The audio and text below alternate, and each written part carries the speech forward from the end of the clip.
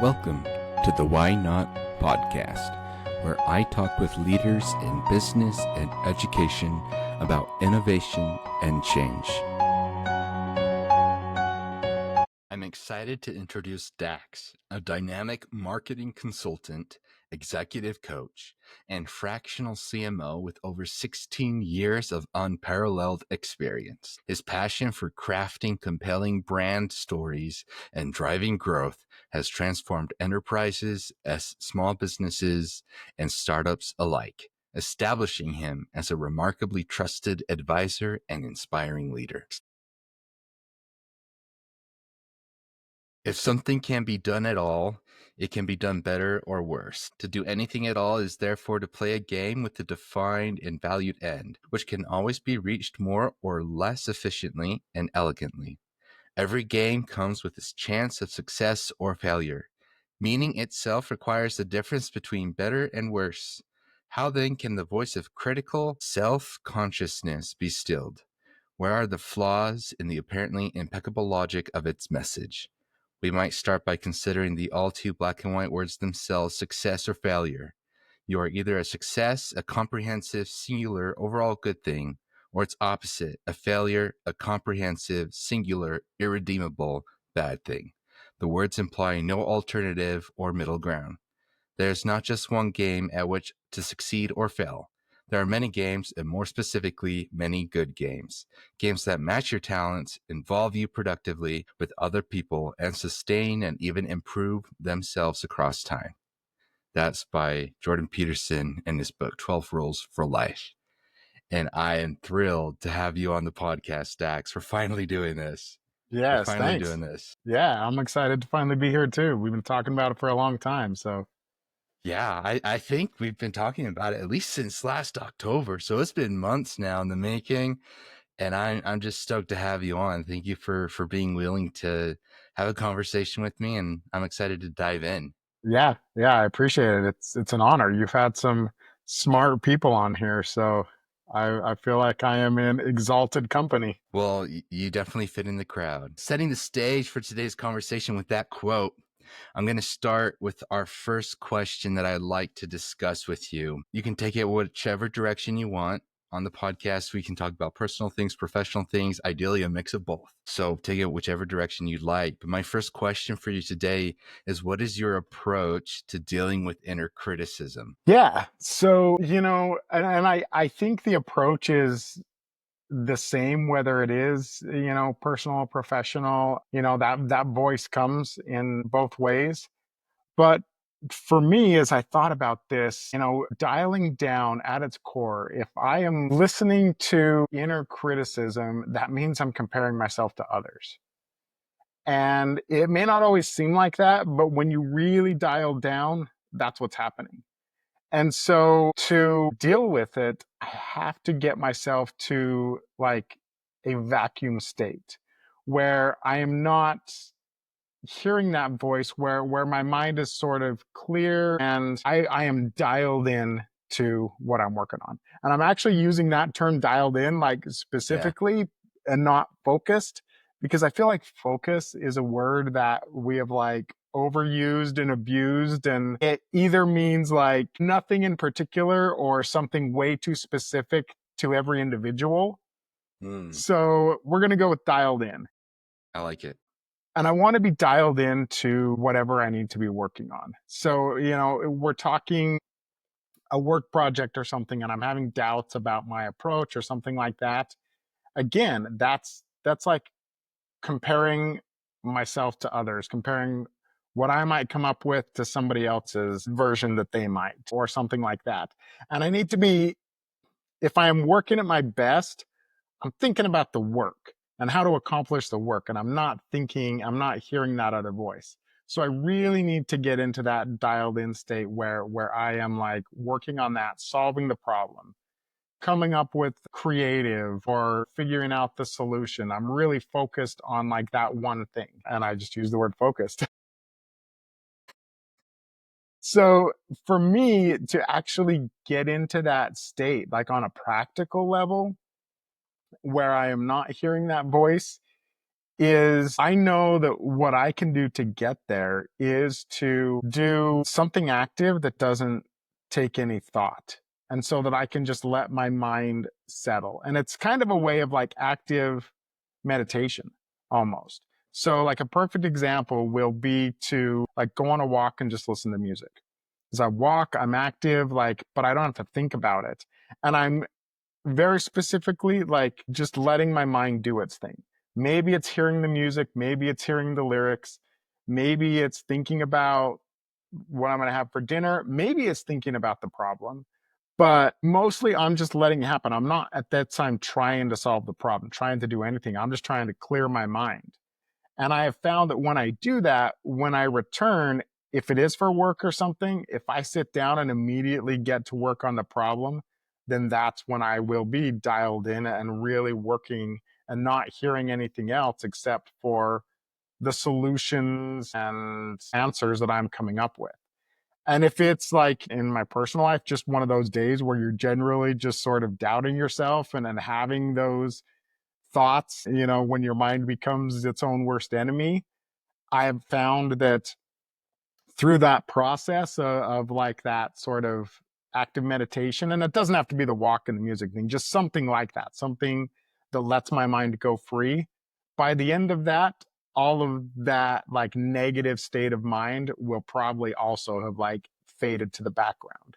So to me, that's what works. And that's how that I have discovered that I can get into that like in the zone state where I am working at my best and actively like moving towards a solution instead of reacting to, the wrong thing that my brain is telling me. That is so good.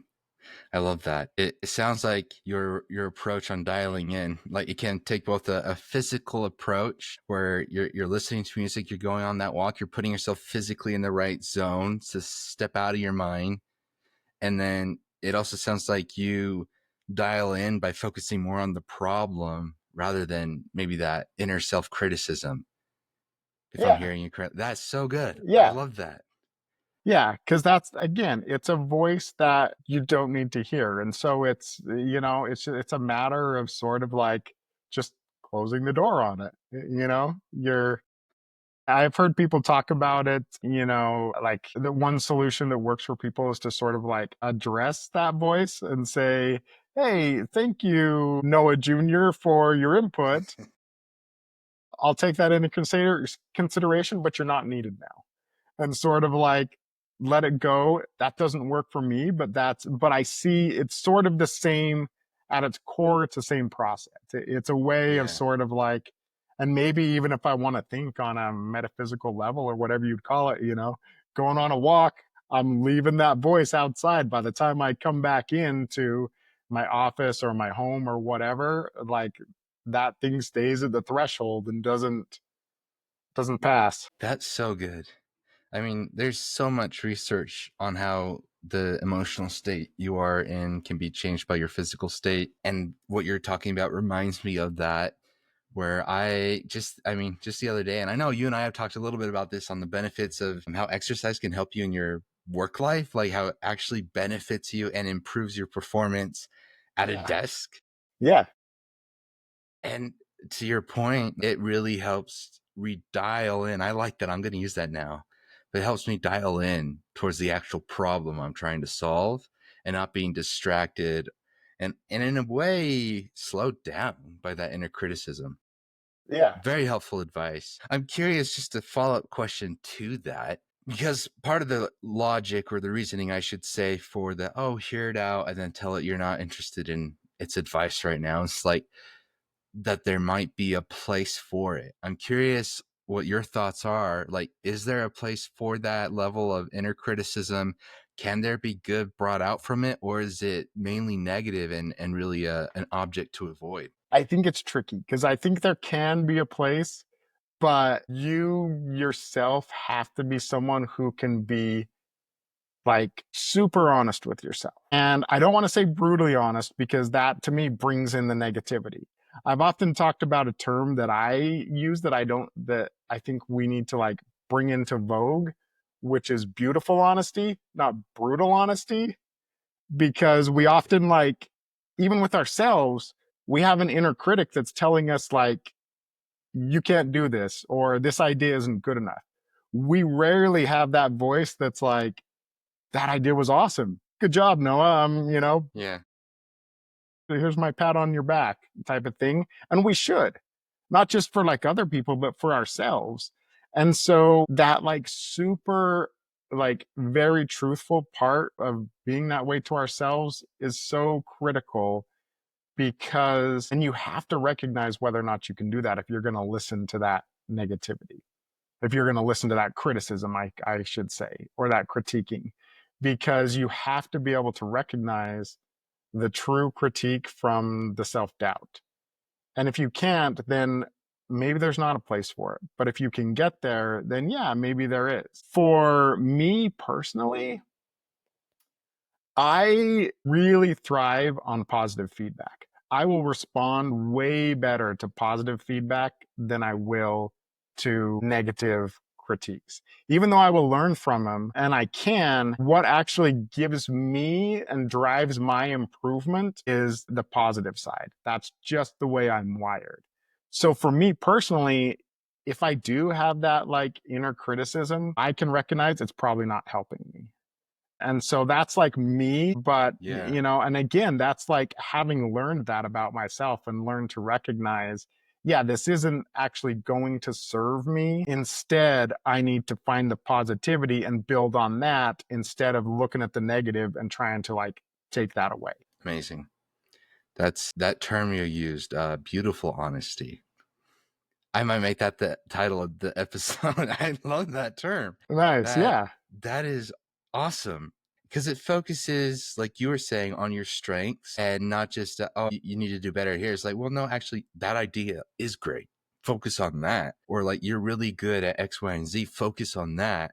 Go down that path and that route, and then you can become your own champion in that sense with that beautiful honesty. It Yeah. also requires a level of self-awareness, I think, to Yes. really be able to do what you're saying and talking about, being able to actually have the mentality and the mindset to benefit from that level of beautiful honesty. And that kind of leads into another thing I wanted to talk about today, which is how do you correctly match your strengths, your talents to what you do, right? So like you mentioned being aware and honest with yourself of the good ideas you have and embracing those. How do you do that? Like walk me through, how does Dax do that? Yeah, I think that, so here's another term, and this is maybe like me continually like defining like very specific terms. That's probably a clue into like my psyche and my background as a writer and stuff. But I do think that words have power, and the words we use with ourselves and the way we define things matter.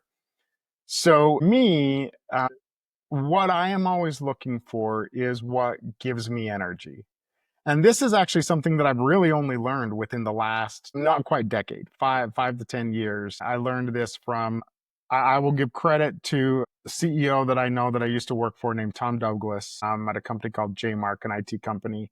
And I don't know if he came up with this or if he got this from somewhere else, but it's this idea of like, do more of what gives you energy. And it's like specific to not what makes you happy, because work or the hard things aren't always going to make you happy. Going back to your example of like, physical activity, working out, whatever that sort of like thing is for you, if you might love how you feel after a run, but hate the run while you're in the middle of it. And so you need to like measure, all right, does the energy I get at the end of a run outweigh the irritation I feel in the middle of it when I know that, I'm this many miles out and I still got to return and get that many miles back home. And if it does, then fantastic. And I think that's what and it took me years to learn this, not just the energy thing, but years to like really learn myself, learn to understand that part of myself to match up like what I'm doing with what gives me energy. So Mm. Just like you, I'm in marketing. And I started in marketing because I was interested in the creative side. I'm a writer at my core, started as a copywriter and in content before content was the term for it. And for the longest time, I thought that's what drove me. I thought the creative process and creating was the thing that like drove me and gave me the most energy. And it does. It gives me a lot of energy. I absolutely love being creative. But I eventually learned that what I love more and what actually like leaves me with even more energy at the end of the day is teamwork and collaboration. And that is the thing that pulls the best part out of me and allows me to sort of like really focus and hone my talents and give the best to whatever I'm working on, is working on a team. And this idea of like whatever I bring to the table, whatever someone else brings to the table, we're combining it. And the end result is something that's bigger than any of us could do together, regardless of the size of that team. And so understanding that part of myself, that allowed me to really expand my horizons of what I could do within the realm of marketing. And I think it can work for anybody, especially as your like career grows or as you grow and become a different person and maybe like take a career pivot, because you can start trying to find the things that match that. And again, it's another thing that takes that self awareness and really looking at yourself, because again, it might not be the first thing that you see. It might not be like with me, it wasn't the creativity, even though that's a huge part of me. Ultimately, it's not as big a part as the desire to collaborate. And collaboration can come in a lot of forms in a lot of ways. And so that like also opened up not just my ability to like find things and really like apply my talents and skills and knowledge to multiple parts of marketing, but also it opens up my possibilities to other things that aren't marketing, because what I'm looking for is just opportunities to collaborate. And there's a wide world out there of opportunities for that. Yeah, that's incredible advice and really resonates to a lot of things that I've been thinking about recently as well, actually. Like how you mentioned collaboration. That's such a valuable skill. Like, regardless of your discipline, the ability to work with other teams, to lead people, to collaborate, to have that cross functional capacity. I mean, you need that everywhere to get anything Yeah. done. Yeah. And the fact that that is not only a paramount interest for you, but also a strength of yours is amazing. So props to you for having that desire and that talent. But it also resonates with me because I myself have often questioned, like, am I actually passionate about marketing? Because I like some of the things that I do. Like, some things are great, some things not so great. And that's just like any job, any career, any field. But the parts that I actually enjoy most come down to the strategy part. Also, like you mentioned, the collaboration where I'm working with other people and actually doing things with the people. I think that's critical. And I appreciate you sharing that advice, because I think I might have just cracked that question I've had in my head for the past few days. So that's very helpful. Good. Yeah, yeah. And again, it comes in a lot of ways. I recently was working with a client and we were trying to make a video for her. She's just launching a product. And so she wanted to make like a short 1 minute video to introduce where the product came from and like the genesis of that and her company and what it meant to her and what it would mean, what she hoped it would mean to her customers. And so 1 minute video. And we were filming this thing for 11 hours. She was, not somebody who's comfortable being on camera. And so we had to like work through the process of putting a script together, getting it to where she was comfortable saying it, but it felt natural and felt like we could get her true personality through on screen, even though she was uncomfortable. And so it took a lot of takes, and we did take some breaks within that 11 hours, but like start to finish, that's how long we were like working at it over the course of that day. And by the end of the day, she was drained and she was just like, I have no more energy for this. And I was like, pumped up. I was jazzed. And then she asked that. She was like, "How are you still excited about this?" And that was the answer, because we were collaborating. And because what we ended up creating could not have been done by either of us alone. And it could not have been done without certain things that I suggested. And she took my suggestions and sort of like built on them and then put them out there. And that was why I had that energy at the end of the day, because I didn't care that we were working on it for 11 hours. I was excited about the fact that we were collaborating and I could see this thing getting better and better as we did it together. Wow. 11 hours is a long day to film. Because, yeah, That's a long day. I'd be in her boat. I'd be like, exhausted and ready to call it quits. But that's incredible. That's a great example of the point you made earlier about choosing what gives you energy yeah, and choosing and matching your talents with what gives you energy rather than takes it. I'm curious, that's really valuable for young professionals still figuring out what direction they want to go in the world. But it's also incredibly important for those who maybe are experiencing burnout later on in their career and who are currently experiencing burnout. I'd love to hear your advice to that audience, to those people that may be struggling to have energy, to have the stamina to do a good job and to enjoy what they do, or at least be masterful with it. I'd love to hear your advice on how they might approach that. yeah, yeah. So I'll give two answers. The first, really quickly, is just if you're a leader, like think about this for the sake of the people on your team. Think about, and again, this is something that that Tom Douglas, and he does this at his company JMark, is they, like, the team leaders work with their like team members to try to fit the scope of their role on a team towards what gives them energy, and understanding that it's never going to be perfect, like it's never going to be 100% of the time, but can we tip the scales in the positive? And that can help prevent burnout on your team.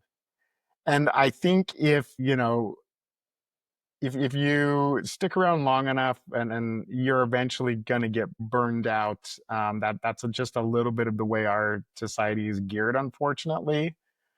But I think that it's really easy to say, well, just take a break, and that's rarely useful advice, because people can't, and sometimes, especially if you're busy, you're a parent or whatever, your break might not be something that gives you back your energy, because you might be spending your weekend catching up on things at home, or doing things for your children which you love but might not necessarily like give you back all that energy.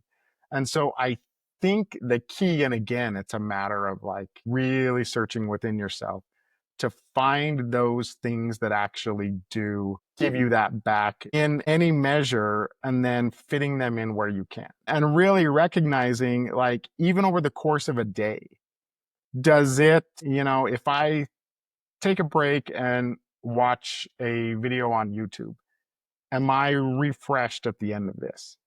And then sort of like scale that out to bigger things. So if on the weekend I'm spending my entire day like taking care of my yard because I'm concerned about what my neighbors think, but by Monday I haven't like refreshed myself, and I don't really care about my yard, I just don't want my neighbors to like judge me, then like have that conversation with yourself and say like, okay, I can either try to please these people, or I can be true to myself and what is going to allow me to perform my best in the things that I need to do. I'm doing this job to take care of my family. I'm doing this job because I really do love it. Even though I'm burned out right now, I really do love it. Um, and so I'm going to let go of what these people think, or I'm going to let go of this particular thing that I feel I need to do, because it is taking away from me, not adding to me. And being okay with that, and being okay with the way the decisions you're making that are best for you. And of course, like, always take into account your family and stuff and what's good for them. And I think, the best people will, but that's always a good reminder.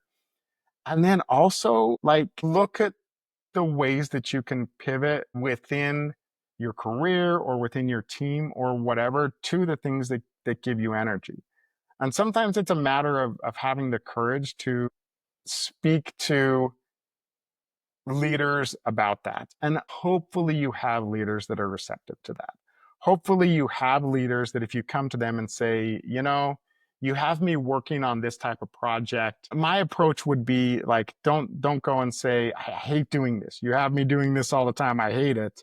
Instead, like approach it and say, hey, can I try this particular thing? Here's the value that it will add to the team. Let me try it and see how it goes. And oftentimes, if that fits within the like time that the team has, and oftentimes you can find a way to fit that in, then that gives you a chance to sort of like prove by showing that you can do something and you can bring that value in another place. And it starts small.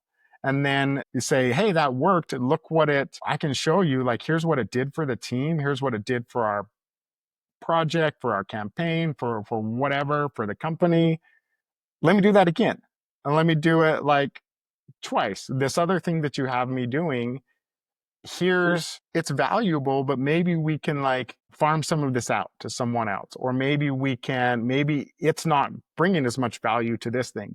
And really, I think that's the thing is like finding, again, it's like creating that spin from like the negative side to like the positive side to bring like the positive outcomes that you can create and showing them and trying them out to prove them. Love that. I'm curious. I got to ask this question because you've talked about beautiful honesty. You've talked about choosing what gives you energy. You're a marketer. You're an incredible writer. You're an incredible collaborator. I'm curious. I got to know, what do I need to know about Dax to understand how you see the world? Because you're giving me these life lessons and these sayings, right? And you're mentioning you love to define a word, and because words are powerful, and you're absolutely right about that. So tell me what I need to know to understand how you see the world. Uh, I think that idea of like teamwork and working together with everybody else is sort of like deeply fundamental to my entire philosophy about things. That I really like my approach to the world is how do we make everybody's life better on an individual basis and on a larger basis? And I believe that if you start with like every individual situation, that grows. But I truly believe that the way to create the most fulfillment and joy and energy for yourself is to feed that back out to others. So, like, I've discovered that when I am low on energy or feeling unhappy, and I'm like thinking this through as I'm saying this, or feeling that like inner life criticism, feeling that I'm not measuring up, if I just turn myself outward and start taking care of other people, that is actually going to like help alleviate some of that as well.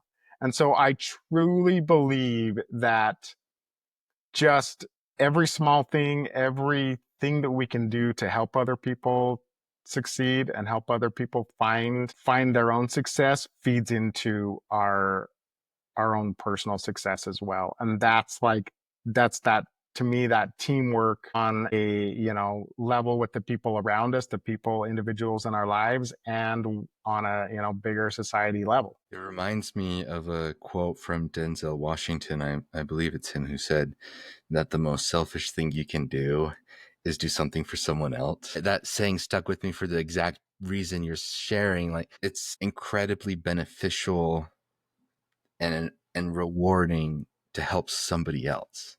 If you aren't feeling good, if you're dealing with inner criticism and you're struggling to stay motivated, turning towards other people and helping them often can overcome that barrier to whatever it is that you're doing, whether it's Yeah, professional and personal. yeah, and it's really like I truly believe it's the key to success. Like on an individual level, but also on like a team level or even a company level, like help your customers succeed in however you define that, you know, if you're a restaurant, to help your customers succeed in not being hungry, or in, having a good evening out with their friends, then that is like creating a win for somebody else. And that is going to come back to you, because it has to. You create wins for other people, then more people are going to come to you to create those wins. And you're going to be surrounded by people that are lifting yourselves up. And I just, yeah, it's, to me, there's very few things that are more I important. love that. It's a good reminder, especially in our Western culture. Can be a little throughout a little bit. There can be some backstabbing, so that's a good reminder to prioritize the benefit of the team. And I'd love to hear your thoughts on. You mentioned that can be a strategy or a philosophy towards how you run your business. I'd argue that it could even be a philosophy for your marketing campaigns and your marketing approach. But I'd love to hear your thoughts on, if I am a CEO or a business owner, how can I direct either the culture or the business model to prioritize the team, to prioritize helping others in the team? Yeah, I mean, that's a really good question, because I think that you hit on something very important, that it starts with the CEO. And it should be like, that should be part of the CEO's like understanding of what their role is, to create that culture within their company and to be like the leader by example, because that's going to like come down from them. And it's gonna be, people can try to do it on a team level, but it's gonna be, and it is possible, but it's gonna be that much harder if it's not coming down from up above. And I think that it is a matter of putting your resources where your mouth is. So whether it's time or money or whatever, like showing that. So for like a team leader, like showing that you are there for your team and that you understand that your biggest role, and I truly believe this about leadership, that the most important facet of being a leader is creating a path to success for everybody on your team. Like that's your own path to success. If your team succeeds, you're going to succeed. And, we love, in America, we love our sports metaphors. The coach doesn't win unless his players, like, unless he creates a game plan that allow his players to win. And that's his role, and that should be the role of every leader, to try to help their people do that. And so, like, show that by putting your resources. If money is a resource, and you have like budget to spend on showing the people in your company, and on your team, that they matter, then great. If it's time, then great. If you like spend your time throughout the week or throughout the day helping people succeed, someone's staying after to work on a project, like, stick around and help them if you can. And it's not a matter of, hey, I earned my spot. I earned to be able to go home. No, you gained the responsibility to stick around and support your team. That's what you gained when you became a leader. And if you want to, like, and I guess I should preface this by saying, like, I believe we should all be going home at 5, because we also have a team at home waiting for us, and we should be going home to take care of them and doing our part there. And as like organizations, we should be encouraging that, and we should be, because that's again going to feed back into us. But on those days when there is something that needs to be done, and there are, and hopefully they're rare, but there are, be around, like show your people, hey, I am in this with you, and I am like in this to help you succeed. And then when you do, I'm going to be the one that is pointing everybody else, hey, look what Noah did. Look at this thing that Noah created, and look at this work that he did. Isn't that fantastic? And that is going to show your team that, yeah, you recognize that. And that's going to like build that, where hopefully they take that and do that for others, and are willing to do that because they know that nobody needs to be threatened by anybody else's success. That everybody else's success is the team's success. And everybody else's success just gives you, like, clears a path for you to shine in your own particular way. That's such a good thing to highlight, because a lot of leaders that I've observed don't treat it that way. They treat it like, okay, like you mentioned, like, oh, I earned my spot. So you guys stay here until 7 o'clock at night and make sure this gets done. I'm heading out at 4 to go play golf with my buddies or something like that. Yeah. Or Yeah. like they just they don't they think they've earned the right not to care about things of that nature. They earn the right to just bark orders and then leave. And that not only hurts culture and morale, but it's also not real leadership. You know, as you were sharing, and you said that so beautifully, just on how a real leader would stay with their team member. Like, I agree, everyone should be going home at 5. I don't think, I don't live to work. I work to live. And I have two littles at home. I got a team to go home to and take care of.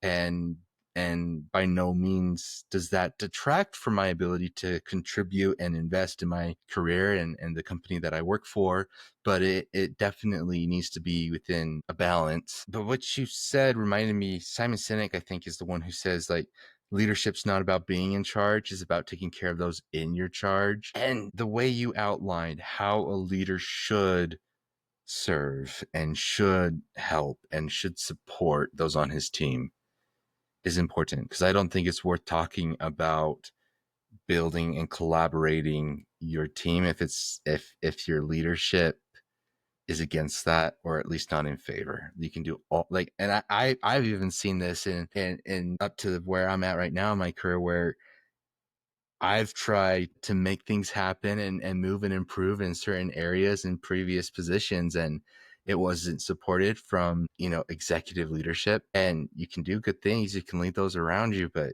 you're going to hit a wall at some point, and that's just the reality of it. And I wish more leaders had your mentality.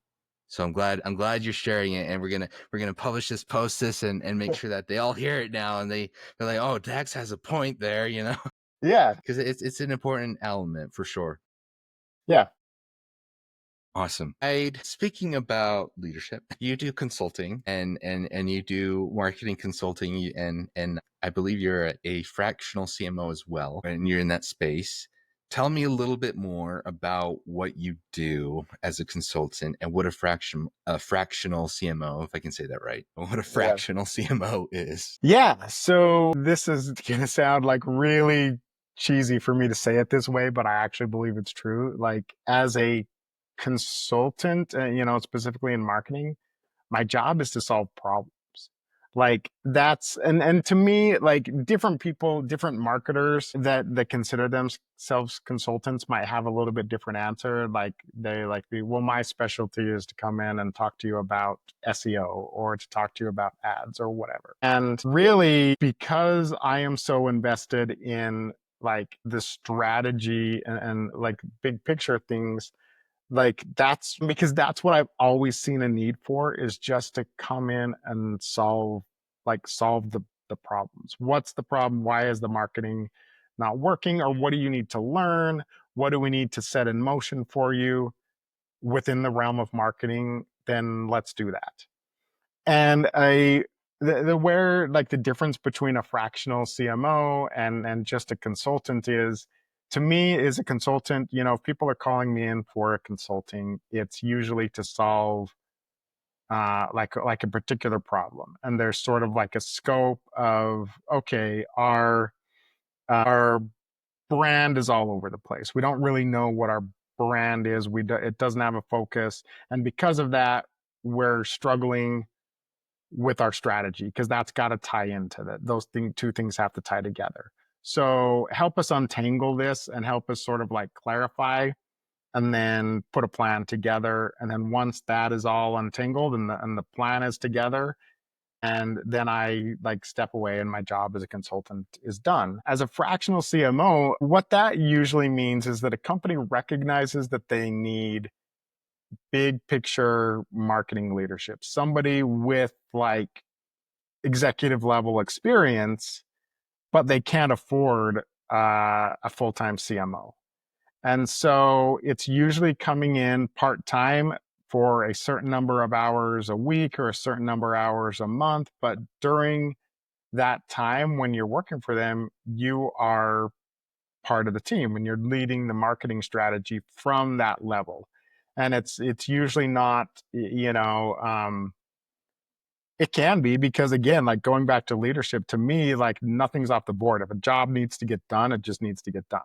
So it can be like very like granular of, oh, let me sit down and help you like put together some content or something. But let me help you with 11 hours worth of filming a video or whatever. Like if that's what needs to be done, that's what will get done. But it's also like the bigger picture of, let's take the time within the contracted time that I have, 40 hours a month or whatever. Let's take the time and really look at your marketing from an executive level and what you need, and help you pick out the pieces and look at your budget and pick out, based on your strategy and your goals, what we can put in place to start your marketing machine moving. And I think the final important key of it is that there should always be a desire that the ultimate goal is to get that company to a place where their marketing is working, marketing and sales are operating well, and they are making money to where they can finally have that full-time marketing leader. Maybe it's not at a C-suite level, maybe it's a marketing director, or if it's a smaller company, maybe someone they'd consider a marketing manager, but somebody with enough knowledge and understanding to like run marketing day to day full time. And the fractional at that point could, step away, or maybe stay on board to guide that if it is a marketing manager or something, but eventually like step away, because that company has like gotten over that hump of only being able to afford like part-time marketing leadership at that level. Mm, very helpful. Yeah, thank you for walking me through that and for explaining it. It's kind of a hybrid opportunity, I feel like, for a lot of businesses. Like, and I work in the financial space, right? And I want to say like 98% of financial firms are not marketing led, and it makes sense. Like they're usually like accounting or maybe even operation led. Like, Yeah. I mean, they focus and deal with money, right? So that makes sense. But a lot of times they do need a CMO, and maybe don't have the desire to invest in having a full time CMO, excuse me, or maybe need a CMO to help set up their systems, and then they're good from there. So that's helpful, and I appreciate you walking through what that option is for a fractional CMO, as well as your consulting. You mentioned in consulting, a lot of it is solving problems and making sure that you can go in with a fresh set of eyes and see what needs to be done and find solutions. Just curious, what are some common or frequent problems that you're seeing brands deal with right now? Yeah, I think the single biggest problem, especially, so a lot of who I'm working with and dealing with are small to medium sized companies. So that's sort of where my mind goes. But what I see a lot of these companies doing, and honestly, actually, I see a lot of like really like enterprise level companies running into the same problem in marketing, is people mistaking tactics for strategy. Ooh, that's a hot And take. people saying like, okay, we need to do marketing, so we're going to do ads, or we need to like fix our SEO, or we need to, I know this guy that does marketing videos, so we need to do like a brand video or something. And it's like, okay, well, great, those are tactics. But what's the strategy? Like, what is the big picture? Like the big picture, taking your brand or a product, whatever level we're talking about, and to bring that to your customer and create that knowledge and that desire in your customer and that understanding that this solves their problem, and then bring it to where a sale is made.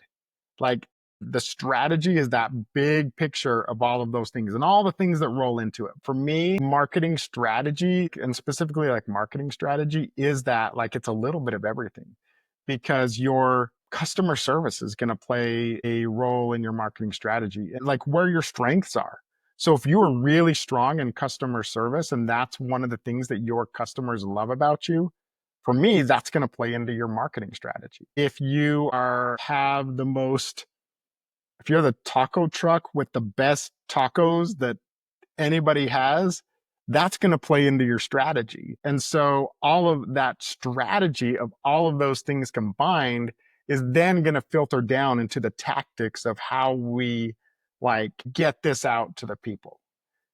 And so I think that's, to me, that's maybe the biggest problem that I see with like small to medium sized companies. And it's not necessarily their fault, because these are oftentimes people that haven't haven't thought about marketing on that level. They just know they need to do something, and so they do what they're aware of. And maybe they have a less experienced like marketing leader in there who simply like hasn't had the experience and like been in a place where they worked on a strategy from that level. And so it's not like, this is not me saying like, well, hey, you're doing it wrong. This is me saying like, unfortunately, you're doing it wrong because you've been taught poorly, or haven't been taught at all. And so you're sort of just like figuring this out as you go. Let me help you do it right. The strategy. I feel like that's an area I'm kind of starting to understand and dive into on the marketing side. I know my younger self would have benefited from the advice that you shared. We all fall into the trap of like judging other people's marketing. It's what we Yeah. do, you know, and I think everybody in any profession does that for other people. But I try hard to like stop myself when I do that, because always reminding myself, I don't know what their strategy is. Like, all I'm seeing is a tactic. All I am seeing is like one piece of like a bigger puzzle that I might not be aware of. And so I think that's like a good lesson to remember, that it's all of those other things that tie into the strategy, and we might not even know exactly what they're trying to accomplish. You know, I think of like, and this isn't particularly a marketing thing, but I think of the fact that people made a big deal for a long time about the fact that Amazon for a long time had never made a profit. And but the thing was they were doing that intentionally. Like, it wasn't a mistake. That was part of their growth strategy, to grow and grow and like get to that point where, you know, whatever internal measures they had, where they knew, okay, now we've hit this point, now we're going to pivot and start like maintaining and then making a profit. And I think that's, you know, again, that's not particularly a marketing specific example, but that is like sort of what we need to remember, is that that's the strategy, and that's like how you get that bigger picture and all of the like tactics and campaigns and content and whatever that feeds into that. Yeah. Oh, I love that. That's very good. I You mentioned growth strategy. You also participate in mentoring startups, which is admirable and amazing. I I'd love to know how maybe the perspective for startups either changes or resonates even more with that advice that you're sharing. Like, in terms, because it's a slightly different stage of business within a business model to be in the startup stage. So like maybe they can't even invest in like a marketing manager. Like, where do they start? Like, what are you typically helping them figure out? Yeah. So really what I am helping them figure out is, and this is actually what led me to sort of get into that space of mentoring them, is seeing that so many medium-sized companies hit a wall because they didn't have a strategy. And what often happens is that I see companies that grow organically. If you have a good product, it doesn't even have to necessarily be a unique product. It can just be a good product in a, in a, like, this could happen with a roofer or with an IT company or a restaurant or whatever, and they grow organically for a certain number of years. And a lot of, like, I in my head, it's usually around a decade. A lot of companies can like maintain this like organic growth for a decade. And then suddenly they hit a wall because they don't have a strategy. And they're looking back and saying, "Oh, we need to start doing marketing. We need to start creating a pipeline to a sale. But we're carrying all this weight of everything that's coming behind us, of what our brand has become, of what we like just never really like took ownership of, and sort of like who we are now versus who we thought we were going to be or who we ever meant to be." And so we're like resetting all of this and trying to like refocus. So with startups, it started with me trying to find a way to help them avoid that and to think about those things and acknowledging that they need to at least think about things that they're not going to have money or means to spend on for years. And it usually comes down to, if I really like pour it into one thing, it's thinking about what you truly want your brand to mean. And I don't mean branding. I don't, we're not talking about like colors and logos and that kind of thing there. I mean, your brand, which is again like taking into account your entire company, which is going to include your marketing, but also include your like customer service. It should be tied into your core values of who you operate and your processes and how you treat your customers and how you communicate with your customers and how you communicate internally and with your partners. All of these things tie into what your brand is and what the perception of your company is going to be. And ultimately, I guess it's kind of like that's what your brand is the perception that people have of your company. And you can control that, or it's going to be controlled for you. It's going to happen regardless.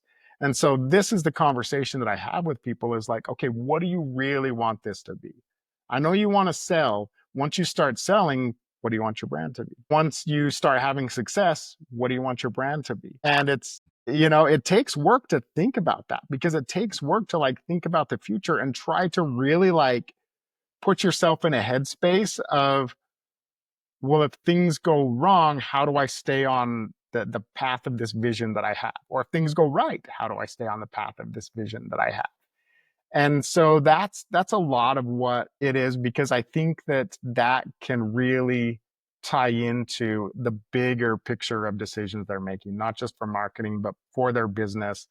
And when you're at that early stage of a business, whether or not you can afford to do marketing, marketing is such a part of what you're trying to do, because you're just trying to create some traction, trying to create some sales, trying to do that. And so I think it really does pay off to help them find that balance of doing things that are going to um, move the needle forward, but also keeping an eye on that big long term picture. Absolutely. That's the difference between brand and branding right there. Yeah.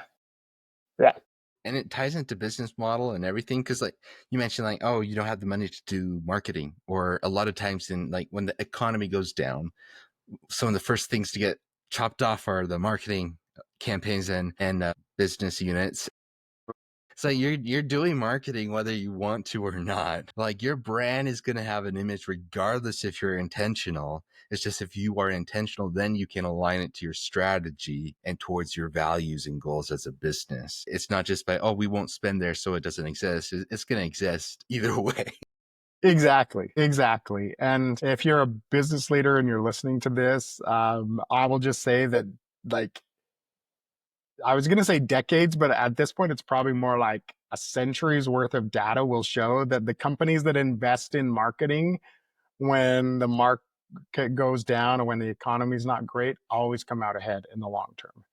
Um, but also for me, I take a holistic view of marketing, and that's probably been apparent in what we've talked about already.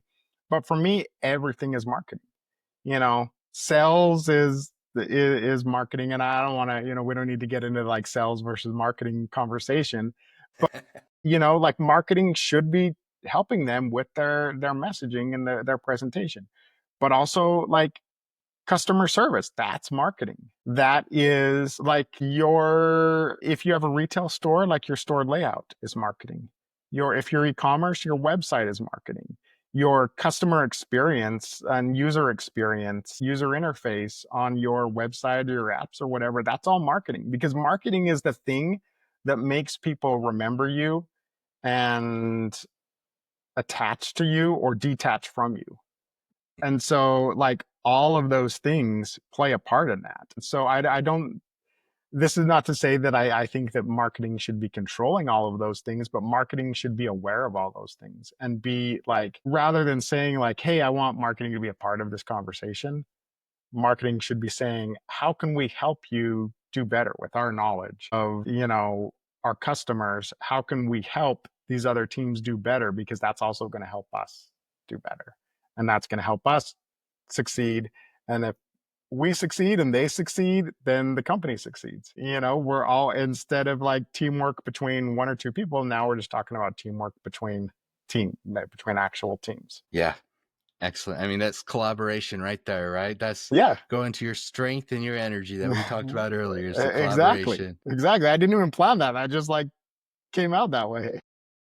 I love it. So I want to loop it back towards something you said earlier with the beautiful honesty. And you also mentioned like, hey, I don't like to judge other people's marketing because I don't know what's going on in their head or why they're taking the approach they do. I'd like to witness a first row seat on how Dax applies beautiful honesty towards other people's marketing, if Fair you're enough. down for it. Yeah, absolutely. Okay, awesome. See if I can I walk this tightrope here. You set it up for yourself, brother. I did. This is good. For those that not in Utah, I'll explain the context. There are billboard wars that happen every so often. And every time they do, they are entertaining and funny and sometimes cringy. And we currently are experiencing a billboard war in the I-15 Salt Lake, Utah County area. And honestly, I'm pretty sure it goes throughout the state, between two premier blanket companies, Minky Couture and Lola Blankets. And I would like to discuss it because it is something that I see on LinkedIn probably every other day. It's something I see driving down on the freeway every day. And it's interesting from a strategy perspective, but then it's also worth commenting on the tactics side as well. So to use that as context, Lola Blankets will promote their blankets on one billboard. You go maybe not even a block down the freeway, and we have Minky Couture promoting their blankets. What is your thought on their strategy there and the way they've gone about implementing it? Overall, or for like one company or the other? Yes. Okay. We can get into all of it. I want to hear your Okay. thoughts because they got like a dozen of them for each. Yeah, yeah, they are all over the place. And I think this is why we see it so much on LinkedIn and everything, because it can't help but be on people's minds because there are so many of them. Uh my overall thought is this. I have a in my head I have a winner. Do you want me to start there or Sure. Yeah. Who's the so winner of the Utah Billboard Wars? yeah, for me the winner is Minky Couture, no questions asked. And here's why. Because they have owned that space for a long time. And I feel like, and this is just strictly from like a marketing standpoint. This isn't a like, product winner type of thing. But like Minky Couture has owned, and by owned I mean like not, like purchased or whatever, owned, winning, however I should, whatever other word I should be using Award there. winning. Yeah, yeah, like they've got billboards in Utah locked in. And they have been a consistent presence for a long, long time, like long enough that it just seems natural. Like at this point, I'm going to notice when there's not a Minky Couture billboard all over the place almost as much as I do. It'll be like when you notice the silence because suddenly it's quiet. And so for me, Lola is, whatever else they are doing with their creative, with the space they are buying, the locations, that type of thing, it's still reactionary. It is reacting to what Minky is doing. And for me, that's why Minky is the winner. Because if you are making other people react to you, then that means you are like leading in your space. And that's the place you want to be. There's a reason that when people talk about fast food, the example they give is always McDonald's. It's not Wendy's, it's not, you know, Burger King, whatever. It's McDonald's. And that's because McDonald's is a leader and it often feels like everybody else is reacting to them. Even if they're not, it feels like they are. And that's sort of like in the Utah blanket billboard wars. That's what Minky has done. Minky has like taken control of people's minds in that way that everything else is reactionary. So I, not knowing their strategy, I would bet but also hope that they're not even like paying attention to what anybody else is doing. They're just like, you know what, we're keeping spending on billboard, we're the top customer for the different vendors of billboard space. So we're picking and choosing our spaces. Whatever else anybody wants to do, fine, let them do it. We are, you know, doing our own thing and let the rest of them follow. I love it. If you can make other people react to you, you're winning. Like that should be the goal. Get especially in marketing, get them to react to your marketing. That Yeah. that's awesome. I love Yeah. that. And I mean, it takes a level of just like confidence and, understanding of your own strengths in your own space. And we're going to throw out the magic word again, strategy. Like having your strategy and sticking to it. Yeah. I love it. I mean, Kendrick Lamar won because people, Drake is reacting to him, not the other way around. That's what you do. Yeah. No, that's true. That's true. And then you get people talking about it on a podcast and on LinkedIn posts. One more thing Please. about Minky Yeah. is Minky is also a perfect example of doing the thing that like too many marketers, me included, would probably tell you not to do. Because Minky, for those who don't know, their tagline on like I don't know if it's they might not be on all of their billboards, but 90% of the time their tagline is simply best gift ever. That's it. And if I had been in that meeting the first time somebody suggested that, I would have scoffed. I would have been like, we can't, that's that's like cliched and not creative. And I would have been one of the naysayers of that idea. And I would have been wrong because they have put that into people's heads and to where like every parent that driving past there 365 days a year or how in the, not that many days but every day going to work and every kid seeing that is getting that in their head. And I think that to me is absolutely fantastic, and I will take my medicine and say that I would have been wrong and applaud them for doing that and for like sticking with it and making that work for them. And that is like fantastic. I like it. I admire it, and it makes me happy that they could do that. Like it makes me happy for like the marketers that like did that and just like took it and owned it and made it their thing. They had strategy and then applied it effectively towards their tactics in the Yeah, channel and location they chose.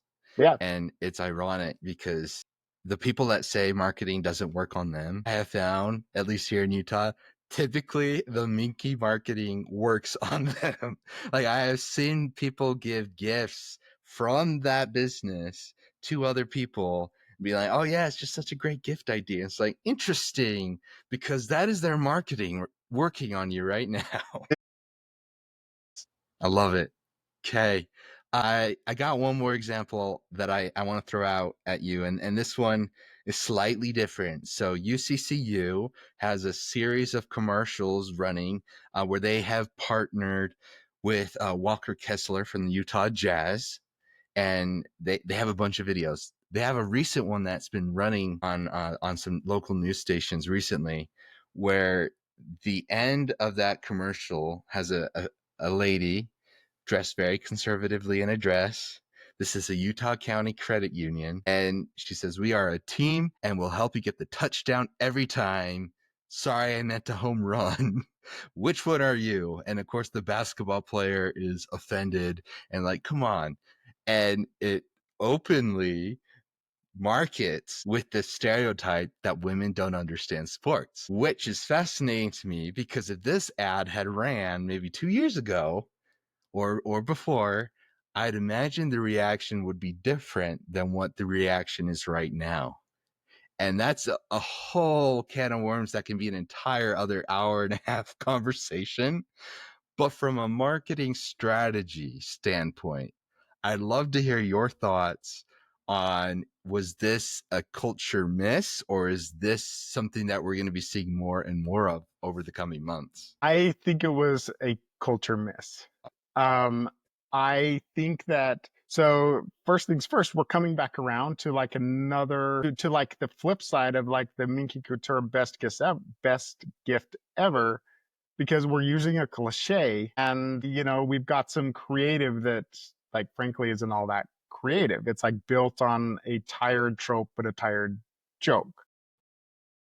And I think that one for me, that's the biggest reason why I don't think we'll see a lot of this. Let me preface this by saying I'm not a big fan of trying to use humor in advertising because I think it is so hard.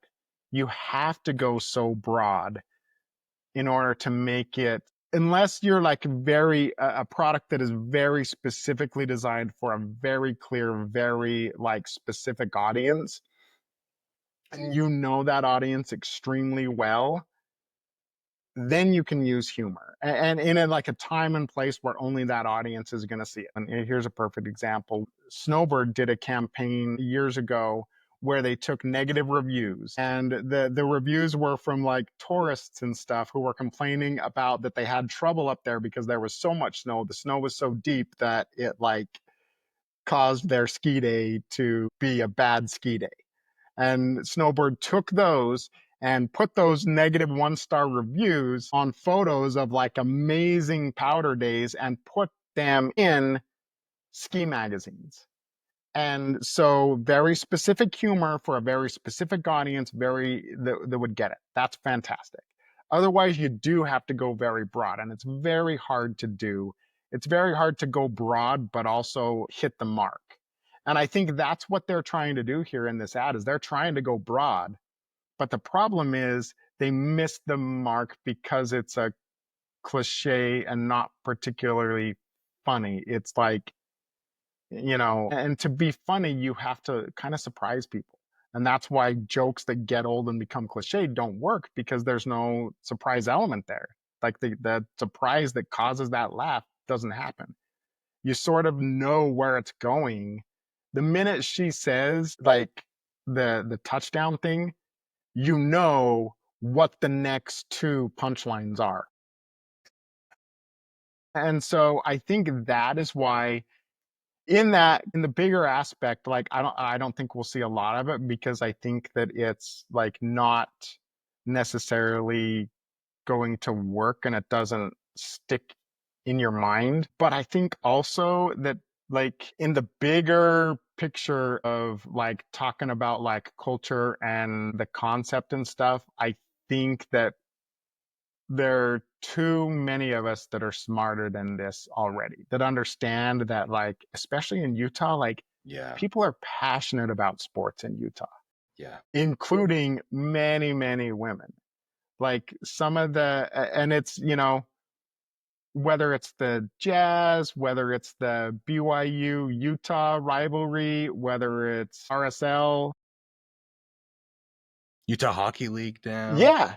Yeah, Yeah. like there are women that are extremely passionate about it. And I think that that's people are starting to recognize this. And so this joke, it's not just that it doesn't quite work, it's that it's sort of like who's it for?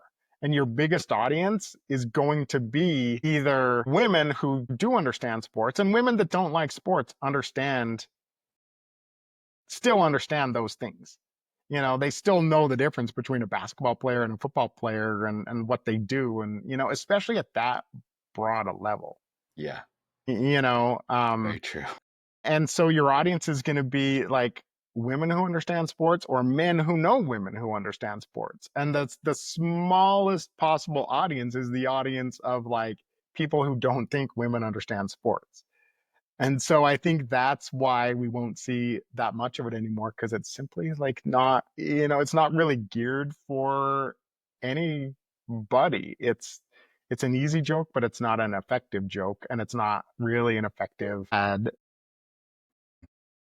It's not something I'm going to remember and then take away with me and like even think about, even if I drive past a UCCU building. I'm not it's so vanilla that I'm not going to remember it. Yeah. That's so true. And that's one of the reasons I wanted to contrast this with the blanket wars, because it like I'm gonna remember that about like Mickey Couture for decades.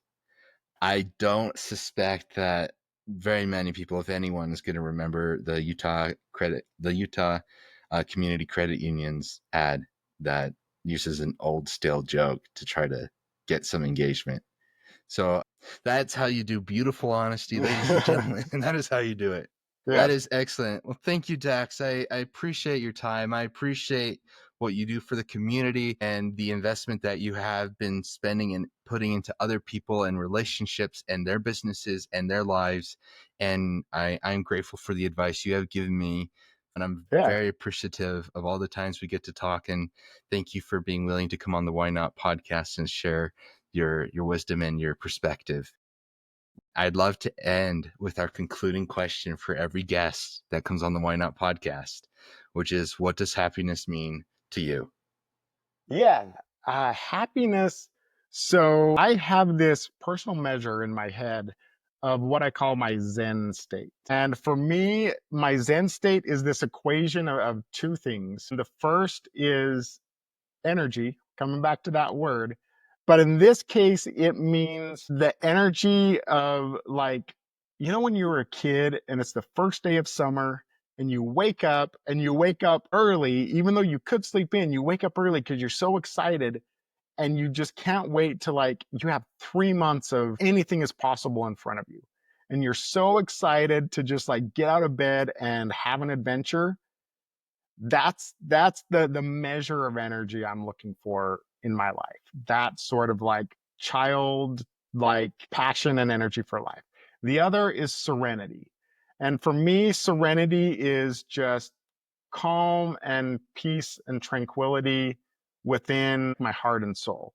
And that could mean that I'm like relaxing and taking it easy, or it could mean that I'm up at Snowbird about to like drop over into like some steep and deep powder that's gonna scare a tourist. But I'm still like feeling there's like no turmoil in my heart. I'm just my heart is serene, and I'm in that moment. So my Zen state is that combination of that energy and serenity. And so for me, true happiness is reaching that Zen state more often than not, in whatever measure of time they want to take. So if I lay in bed at the end of the day and I think back through my day and think of the moments I had when I was in that Zen state versus the moments when I have not, it was a happy day if that positive Zen state outweighs anything else. And not every day is going to be happy.